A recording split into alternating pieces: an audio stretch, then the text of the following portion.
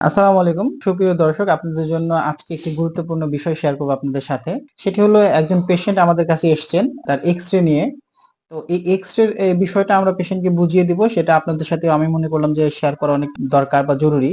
কারণ আমরা অনেক ক্ষেত্রেই এই ধরনের এক্স-রে না বোঝার ক্ষেত্রে আমরা যে ট্রিটমেন্ট করি, ট্রিটমেন্ট করার পরেও আমাদের ট্রিটমেন্টের অ্যাকুরেসি আসে না বা আমরা অনেক ক্ষেত্রেই সুস্থ হতে পারি না। তো চলুন আমরা আমাদের এই পেশেন্টের এক্স-রেটা একটু দেখি, দেখার পরে আমরা পেশেন্টের সাথেও কথা বলবো।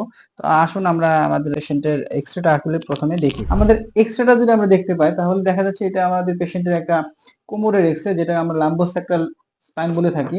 তো আমাদের কোমরের এক্স-রেটা করানোর মূল উদ্দেশ্যটাই হলো, আমাদের পেশেন্টের প্রচন্ড কোমর ব্যথা নিয়ে আমাদের কাছে এসেছেন এবং কোমরটা অলরেডি একদিকে শিফট হয়ে গেছে, মানে ব্যথার কারণে উনি অলরেডি একদিকে বাঁকা হয়ে হাঁটছেন। তো এই জন্য মূলত আমরা এক্স-রে করতে দিয়েছিলাম।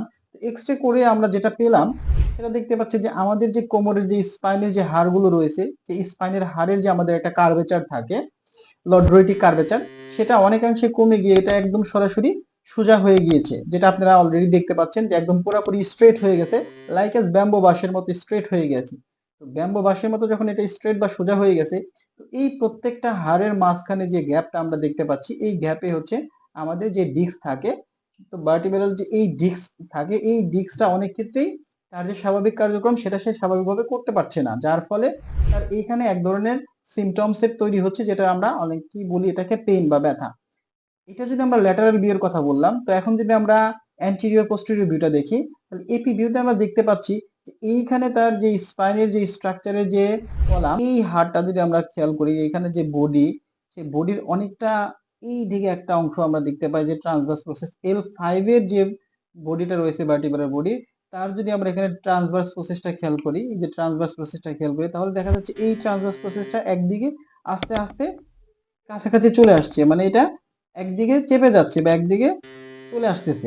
এটা আমরা যেটা বলি হচ্ছে যে হিপ বোন বা হিপ বোনের ইলিয়াম বরাবর চলে আসতেছে। তো এই যে যে চলে আসার যে ধারণ এবং ধরনের ফলে আমরা যদি এইটা যদি আমরা একটু খেয়াল করি, সেটা হচ্ছে L4 এবং L5। L4 এবং 5 এর মাঝখানে যে ভার্টিব্রার যে স্পেসটা রয়েছে, সেই স্পেসে দেখা যাচ্ছে একদিকের স্পেসটা অনেকটাই কমে গিয়েছে, কমে এইখানে এক ধরনের কম্প্রেশন তৈরি করেছে, যার ফলে যে হাড়টা অ্যালাইনমেন্টটা অনেক ক্ষেত্রে পরিবর্তন হয়ে গেছে। আমরা যদি এটাকে একটু স্কেলিং করে দেখি, আপনারা দেখতে পারবেন যে আমাদের এইখানে যদি আমরা এটা সুন্দর সমান করে ধরি যে নিজের অ্যালাইনমেন্ট থেকে, তাহলে দেখা যাচ্ছে যে আমাদের অ্যালাইনমেন্টটা ঠিক এইরকম ভাবে থাকার কথা ছিল, বাট সেটা দেখা যাচ্ছে এই দিক দিয়ে কার্ভ হয়ে, কনকেভ হয়ে এই দিকে এইভাবে চলে আসছে, মানে এই পাশটা কনভেক্স হয়ে যাচ্ছে।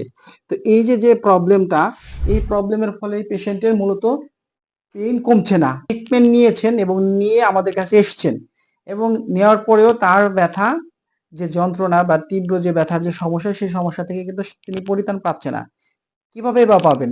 কারণ তার যেহেতু মাস্কুলোস্কেলেটালের যে প্রবলেম আমরা যেটা বলি, যে স্ট্রাকচারাল গত যে পরিবর্তনটা হয়েছে, সেটা যদি আমরা কারেকশন করতে না পারি বা সেটা যদি আমরা ঠিক করতে না পারি, আমাদের পেশেন্ট যতই মেডিসিন গ্রহণ করুক না কেন, সেটা হয়তো বা তাকে সাময়িক রিলিফ দিবে, বাট পার্মানেন্ট কোনো সলিউশন দিবে না। তাই এই ধরনের সমস্যা নিয়ে যেসব পেশেন্ট আসলে আমাদের কাছে প্রতিনিয়তই আসেন, তাদের উদ্দেশ্যে আমাদের এই ভিডিওগুলো করা। যে নরমাল স্ট্রাকচার বা অ্যালাইনমেন্ট সেটা কি ঠিক আছে কিনা, সেটা যদি অনেক ক্ষেত্রে পরিবর্তন হয়ে যায়, তাহলে অবশ্যই আপনাকে একজন বিশেষজ্ঞ ফিজিওথেরাপি চিকিৎসকের তত্ত্বাবধানে ফিজিওথেরাপি চিকিৎসার মাধ্যমে এটাকে কারেকশন করতে হবে।